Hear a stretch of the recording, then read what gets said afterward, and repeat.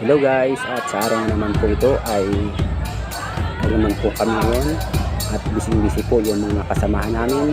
At ayan po ang aming nag-iisang advisory na si Sir James Patrick Pisana ay busy na rin po sa kanyang ginagawa. At ang mga kasamahan namin po ay nagbubot.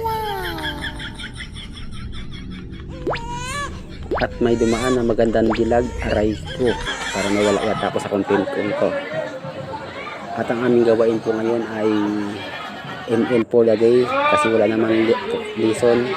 At ayan na po yung mga tropa ko. Yan, may pangiti-ngiti pa. Ayan na.